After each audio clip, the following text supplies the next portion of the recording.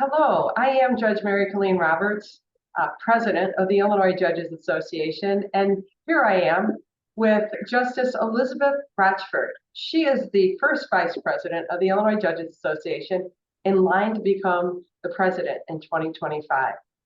She's also a Loyola undergraduate and law school graduate.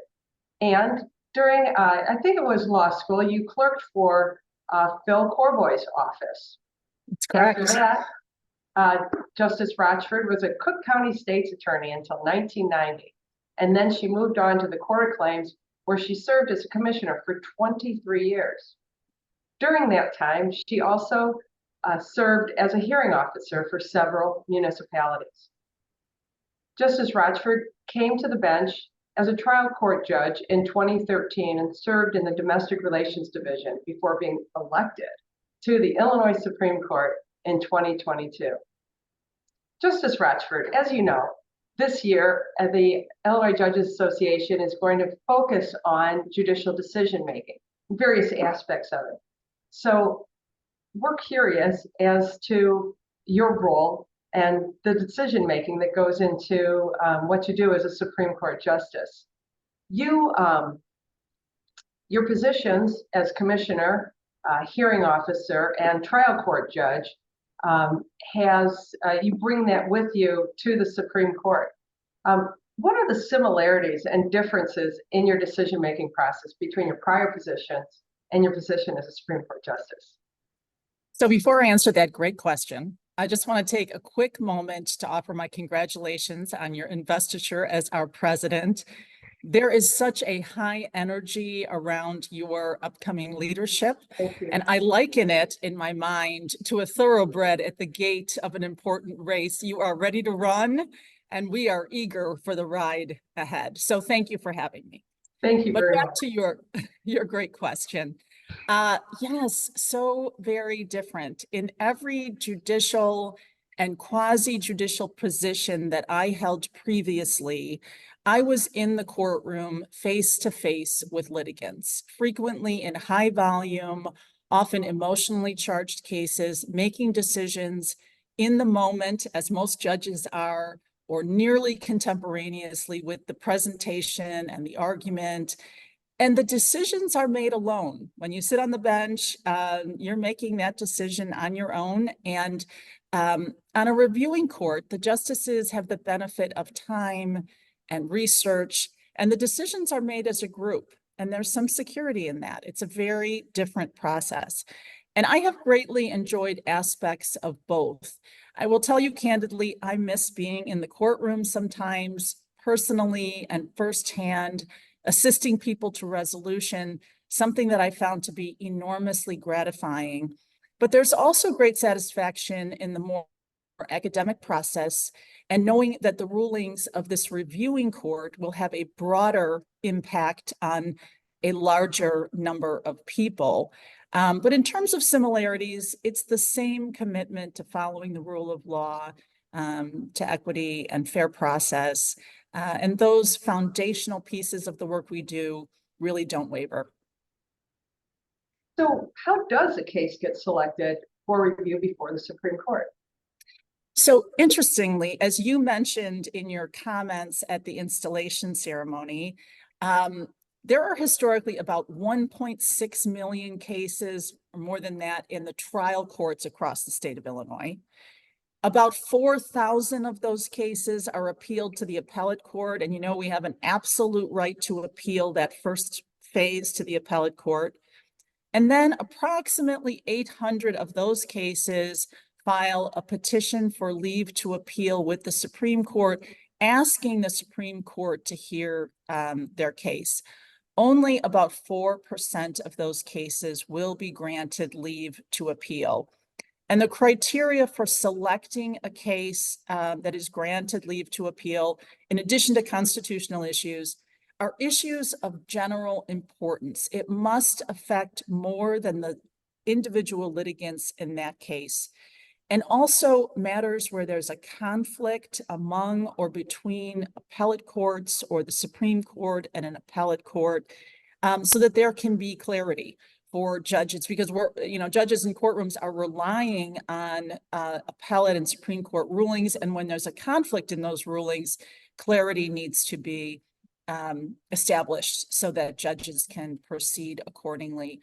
The Supreme Court also hears matters with supervisory authority sometimes, or interlocutory appeals. Last year, we heard approximately 70 cases in the Illinois Supreme Court. So what is the Supreme Court's decision-making process? So after a petition for leave to appeal is granted by the Supreme Court, there's a briefing schedule established, excuse me, and the matter is set for oral argument in Springfield. Each case is assigned to an individual justice to be the author in a rotation, and that assignment is confidential among the members of the court. And prior to the oral argument, we all prepare very thoroughly, reading the briefs, doing research. And at the time of the argument, we listen, ask questions. And immediately after the arguments, we meet in private conference to discuss the cases. And ultimately, we give a preliminary impression vote. And then the assigned author begins preparing a draft opinion, and that ultimately will be circulated among all the justices. If the opinion earns 4 votes, the decision will be adopted and it will become the law. Of course, there may also be a concurring opinion that agrees with the result, but maybe differs on how it was achieved, or a dissenting opinion that disagrees with the result. And in the event that a matter fails to earn 4 votes to a resolution, and that can happen because maybe one of the justices has been is recused for some reason, there might only be 6 justices hearing the matter, and if they had a 3-3 split decision, then the appellate court ruling stands. So everything we do requires consensus of 4 votes. So you coming from the trial court to the Supreme Court is unusual. I mean, before you, who was the do you know who the Supreme Court justice was that came right from the trial courts? Well, and there have been justices that didn't have judicial experience also. Good point. But, and I don't know exactly who was last, but I will tell you this. I am the only current Supreme Court justice sitting now that did not have the benefit of appellate court experience. And I regularly defer to and rely on my colleagues to teach me. They're very patient and gracious, and I have already learned a lot.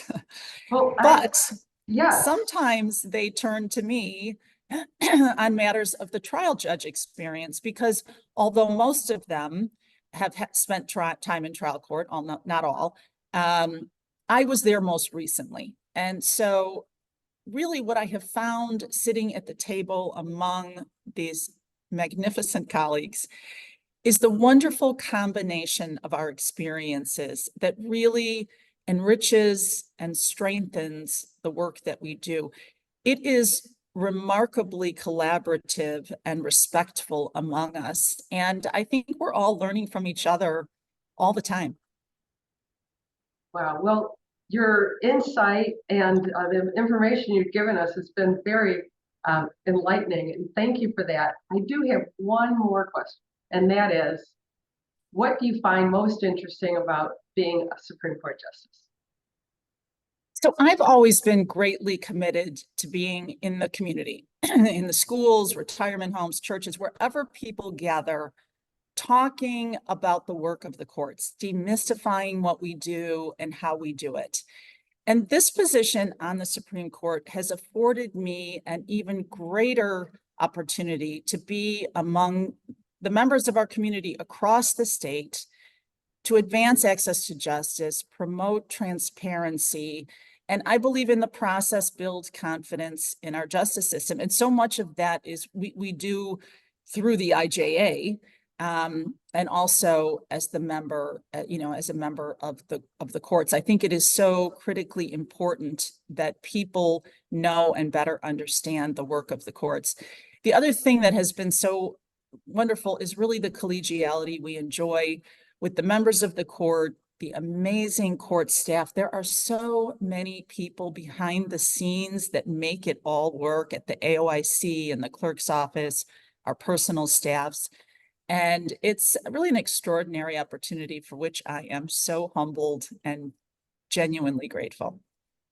Well, thank you. And, we're coming into summer, and I hope that you have a wonderful time this summer. Is there anything that you're going to do for relaxation or rejuvenation? Well, the Supreme Court meets every other month for 2-week terms starting in September, but we are off in July. So yes, we really do look forward to the summer. And summertime in Chicago, in and around Chicago, is just about my favorite thing. So partaking in Chicago events and being at the lake, and including Race Judicata with our IJA crew in August, of course. And we have a family wedding in July in Oregon, somewhere I've never been.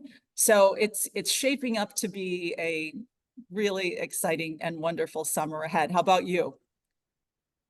I'm going to Ireland with my Yay! family, and then my daughter is starting med school. So we're going to a white coat ceremony in August. My niece, I've only attended one once. It was my niece, Elizabeth, and it was one of the coolest things ever. So enjoy, enjoy, enjoy. Yes. Thank you. Congratulations. Thank you. And thank you for your time today. Thank you for having me.